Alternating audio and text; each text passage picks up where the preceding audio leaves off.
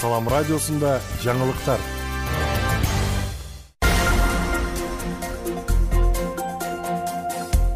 Арыбаңыз ардактуу угарман жана көрүүчү, эфирде жаңылыктар көрмөгү. Аны менен мен Нурбейил Ашур кызы тааныштырам.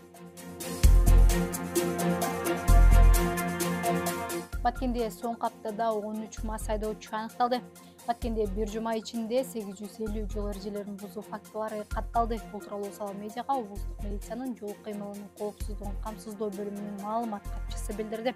Маалыматка караганда бир жума ичинде тийиштүү документтери жок транспорт каражаттарын башкарган 8 айдоочу, мас абалында автоунаа башкарган 13 айдоочу, белгиленген ылдамдыктан ашырып айдаган 39 айдоочу, мыйзамсыз терезелерин караңгылаткан 1 айдоочу, башка жол эрежелерин бузган 789 факты аныкталды. Ошондой эле ар кандай жол эрежелерин бузгандыгы үчүн 116 автоунаа убактылуу токтотуучу айып короого токтотулган.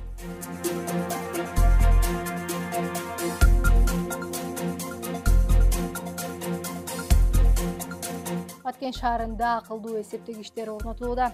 Баткен шаарында электр энергиясы менен камсыздоонун сапатын жогорулатуу үчүн абоненттерге жалпы 7500 дана акылдуу электр эсептегичтер орнотулууда. Бул тууралуу Баткен электр тармактары ишканасынын басма сөз кызматы билдирди. Маалыматка караганда акылдуу эсептегичтерди жалпы облус аймагында абоненттерге орнотуу пландалууда. Бул эсептегичтер реалдуу убакыт режиминде көрсөткүчтөрдү серверге автоматтык түрдө берет. Чектен ашкан учурда электр энергиясын автоматтык түрдө өчүрөт.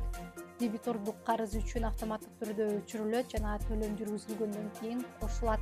Жана эсептегичтин иштешине сырттан тоскоолдук кылуу аракеттери жөнүндө автоматтык түрдө билдирет. Эске салсак, облус аймагында акылдуу эсептегич орнотуу жумушу ушул жылдын январь айында Кадамжай районунун Үч Коргон айыл аймагынан башталган.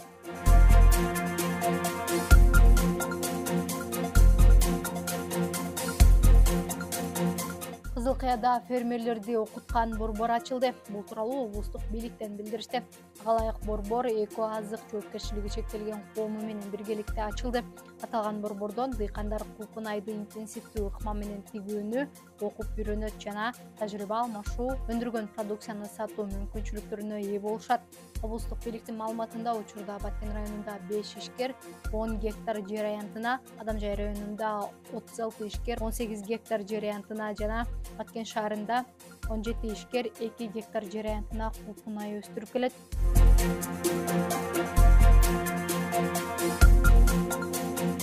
Кыргызстан курама командасы футболдон Тажикстанды жеңди.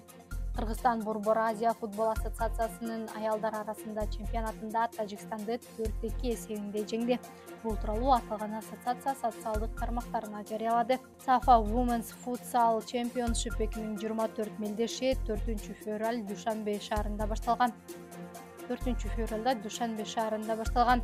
Биринчи турда Кыргызстан курама командасы Түркмөнстан курамасын 3-1 эсебинде жеңип, экинчи турга жолдомо алган. 5-февралда кезектеги тур Тажикстан жана Кыргызстан оюнчулары ортосунда өткөрүлгөн. Борбор Азия футбол ассоциациясы 2014-жылы 10-июнда негизделген. 2015-жылдын 9-январынан баштап расмий түрдө иштей баштаган. Ал өз ичине Кыргызстан, Өзбекстан, Тажикстан, Түркмөнстан, Ооганстан жана Иран футбол федерацияларын камтыйт. Күндүн маанилүү делген жаңылыктары ушулар болду. Кайрадан эфир аркылуу амандашканча саламыбыз түз болсун.